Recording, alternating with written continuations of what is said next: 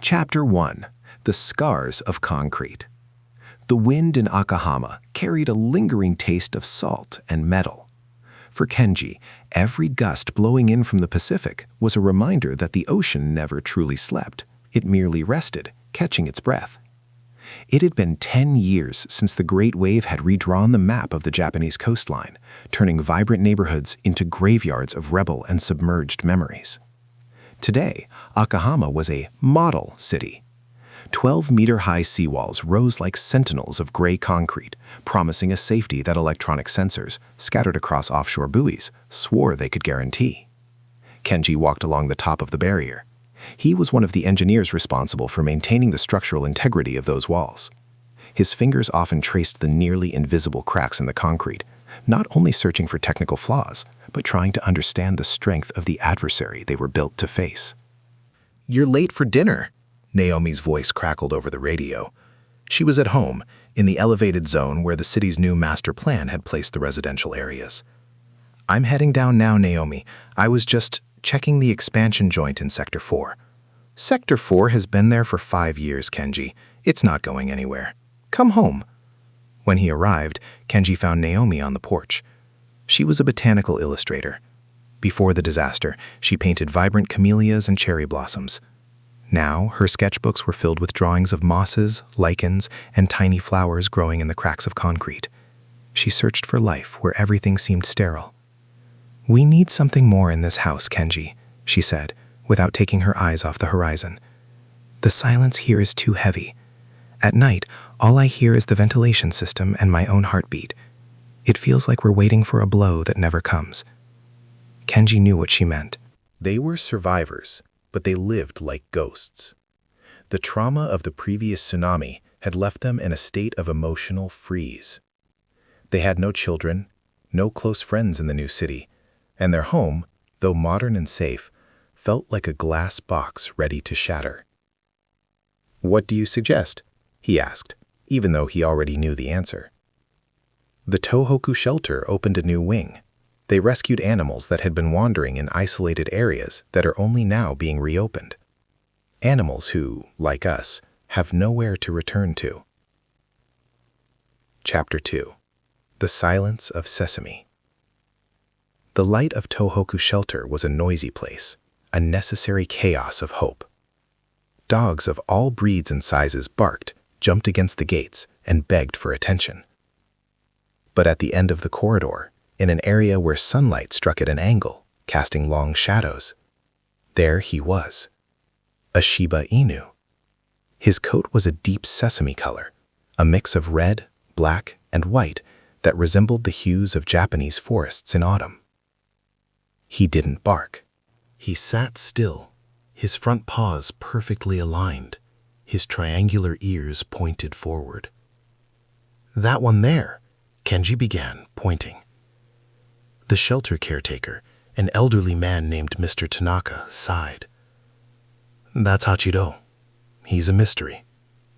He was found in a village to the north that was completely wiped out in the disaster years ago. He survived alone for years in exclusion zones. No one knows how. He's healthy, but he doesn't make sounds. He just watches." Naomi approached the gate. Hachiro didn't retreat. He tilted his head, studying her with amber-colored eyes that seemed far too old for a dog. There was a gravity about him, a dignity that didn't belong to a shelter animal. "He's not asking to be taken," Naomi whispered. "He's deciding whether we're worthy." Kenji felt a chill. When he looked at the dog, he didn't see a pet. He saw a reflection of himself, someone who had witnessed the end of the world and decided that silence was the only appropriate response. When they opened the kennel door, Hachiro calmly walked out. He didn't sniff their hands right away. Instead, he walked to the shelter exit and looked up at the sky. "He has that habit," Mr. Tanaka said.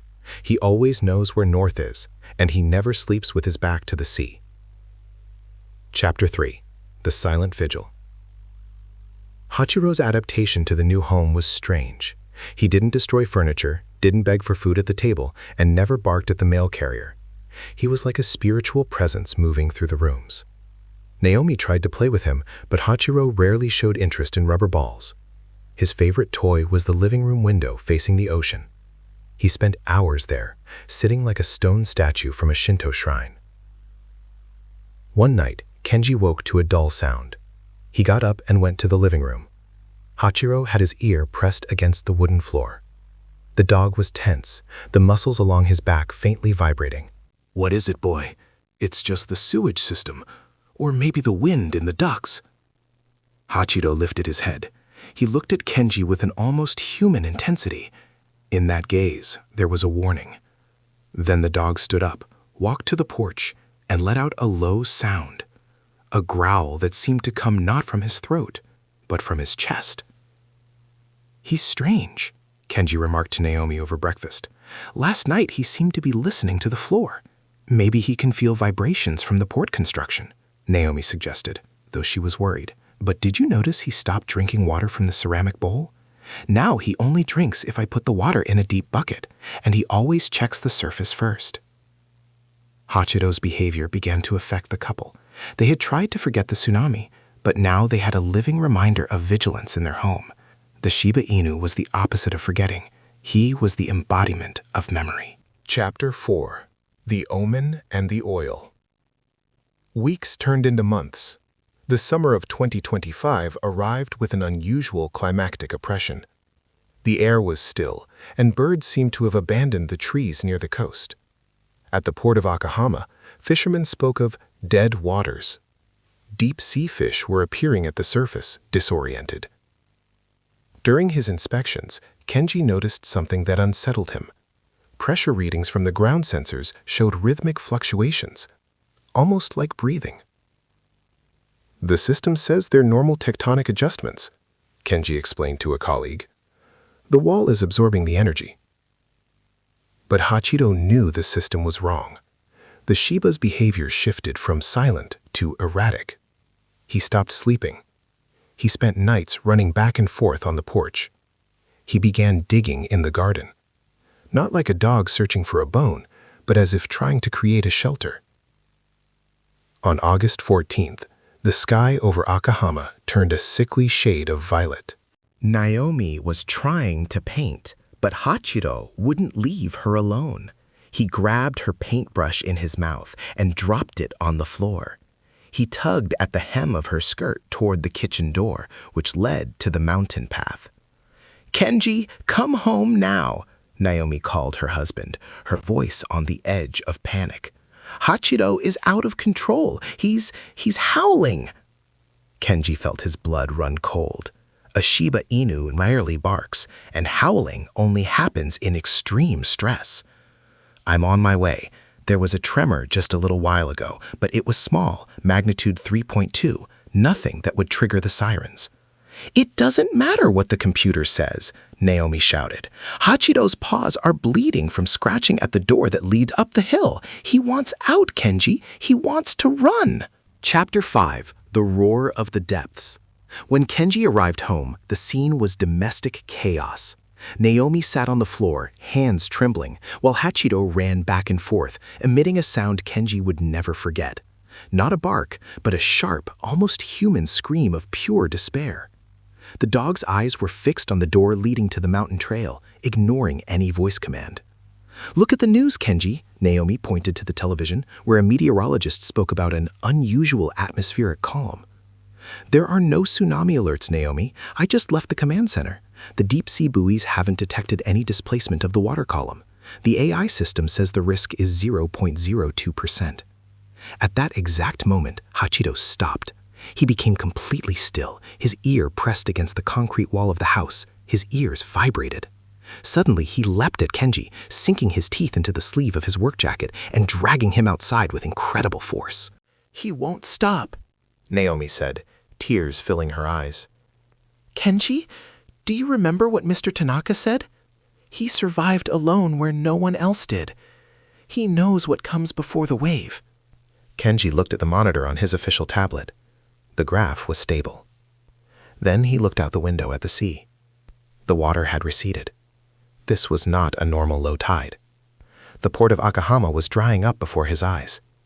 Fishing boats tipped onto their sides as the water vanished, revealing a seabed coated in sludge, old metal carcasses from the previous tragedy, and secrets that were meant to remain submerged.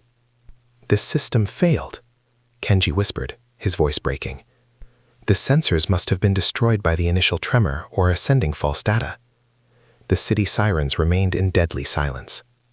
The government trusted technology so completely that it had removed human observers.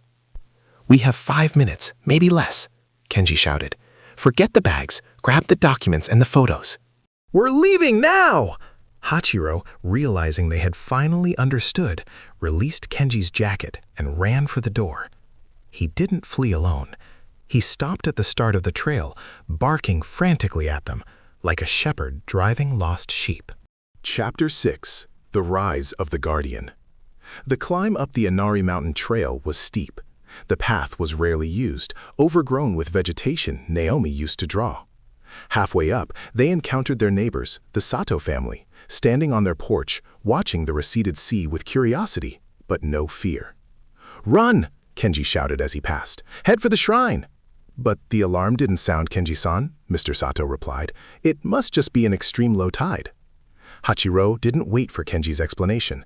The Shiba Inu ran up to Mr. Sato, growled in a terrifying way, and bit the hem of his pants, dragging him toward the trail with an aggression the dog had never shown before.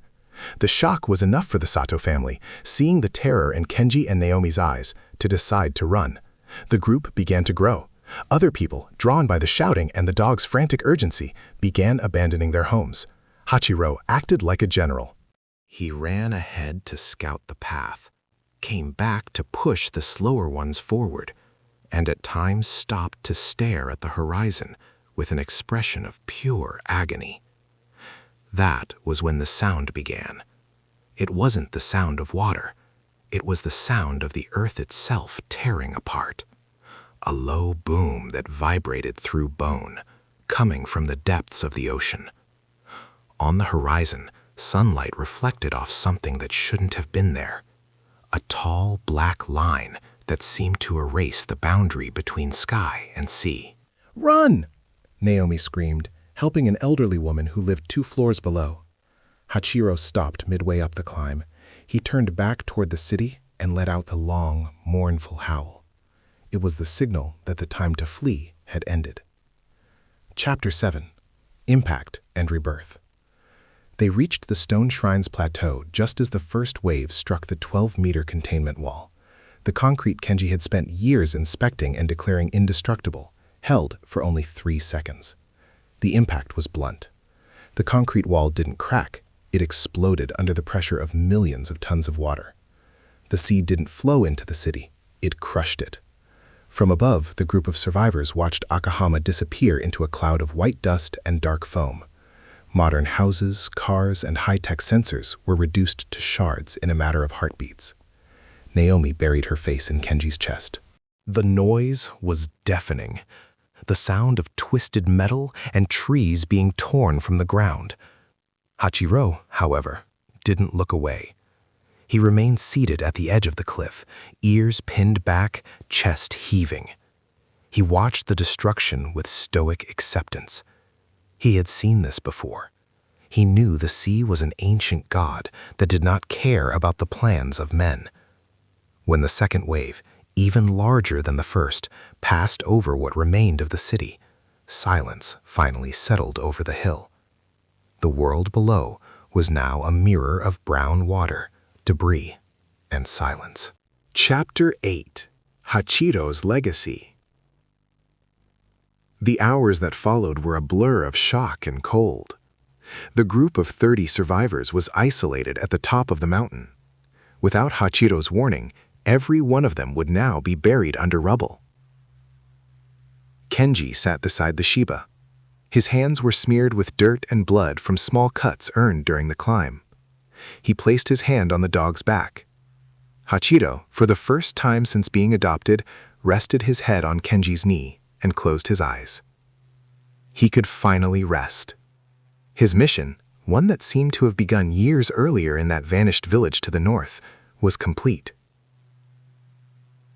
"He saved us," Mr. Sato said, approaching with his family. We laughed at his instincts, and he saved our lives.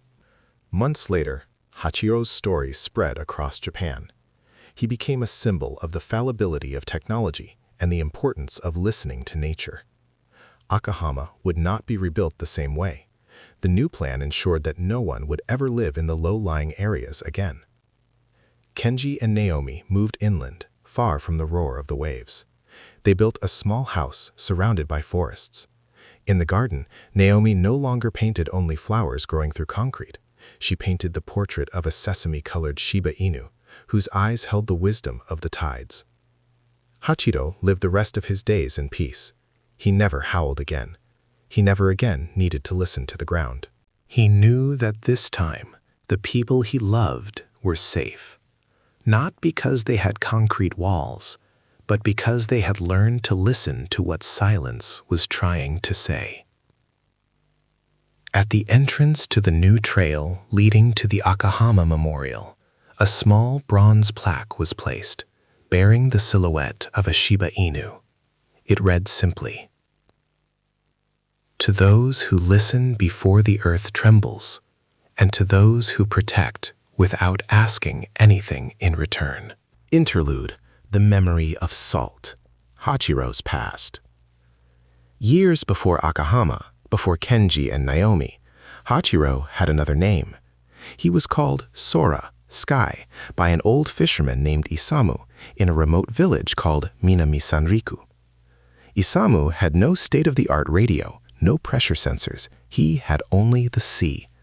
He taught Sora that the world speaks through vibrations.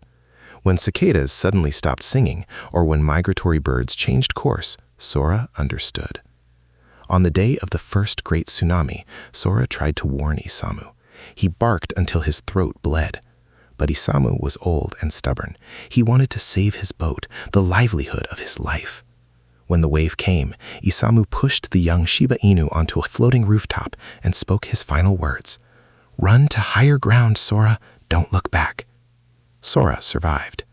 He spent 3 years wandering the exclusion zones, contaminated and empty areas where nature reclaimed what was hers. He learned to hunt, to avoid standing water, and above all, to identify the infrasonic sound that precedes the shifting of tectonic plates. He was not just a dog. He was a biological seismographer forged in tragedy. When he was rescued by the shelter, Sora, now Hachiro, was not looking for an owner. He was looking for a family, so that this time he could finish the work he could not complete with Isamu. Chapter 9: The Sanctuary of Ashes. The morning after the new tsunami in Akahama revealed a scene that looked like the end of the world. The sun rose over a plain of debris. Where planned streets once existed, there was now only a swirl of mud, splintered wood, and the ironic gleam of broken televisions scattered through the sludge. At the top of the mountain, the 30 survivors formed a small community in shock. Kenji, using his engineering skills, organized makeshift shelters from tarps and branches. Naomi took care of the children, using her artistic calm to distract them from the horror below. But all eyes periodically turned to the Shiba Inu. Hachiro was exhausted. His paws were wrapped with strips torn from Kenji's shirt. He did not eat the little food they had managed to save. He only drank water, always gazing toward the horizon. He knew the immediate danger had passed, but trauma was a wound that did not close with the retreat of the tide. "He is our kami, divinity," one of the elderly women whispered, leaving a piece of dried fish before the dog as an offering. Hachiro was not a god. He was just a dog who refused to fail again. Chapter 10: The Rebirth of Akahama. 5 years passed. Akahama became a global case study. The concrete failure, as the collapse of the walls came to be known, forever changed coastal engineering. Japan realized that higher walls only create a false sense of security. The new Akahama was rebuilt, but not on the sea. The coastline was transformed into a vast memorial park, a protective forest with thousands of trees planted to reduce the force of future waves. Homes were permanently relocated to the hills. Kenji and Naomi did not return to wall engineering. Kenji now designed modular wooden schools that could be evacuated within minutes. Naomi illustrated a children's book called The Dog Who Heard the Earth, which became required reading in schools across Japan to teach children about nature's warning signs. Hachiro, now elderly and with his muzzle turning white, lived out his final days in the garden of the new house. He had become a living legend. People from all over the country sent treats and letters to the Shiba of Akahama. Final chapter. The Last Vigil. In the autumn of his 14th year, Hachiro did not rise for his morning walk. He lay in his favorite spot, beneath a Japanese maple tree whose leaves were the same shade as his coat. Kenji and Naomi sat beside him. They knew the cycle was closing. "Thank you, Hachiro," Kenji whispered, stroking the dog's ears. "You gave us more than life. You taught us not to fear silence." Hachiro released one last long breath. He did not seem to be suffering. In his final moment, his amber eyes shone with absolute clarity. Perhaps, in that instant, he saw old Isamu waiting for him on a beach where the waves were gentle and the sun never set. After his passing, the Japanese government honored the request of Akahama's residents. At the highest point of the city, where the shrine had endured, no monument was built to the government or to technology. There, a life-sized bronze statue of a Shiba Inu gazes eternally toward the ocean. He sits in a guarding pose, ears forward. At the base of the statue, there is a button that, when pressed by children on school field trips, does not emit a loud alarm, but the sound of a soft howl and the wind moving through the trees. Below it, the inscription reads, "For Hachiro and all who came before him. We built the walls, but he built the warning.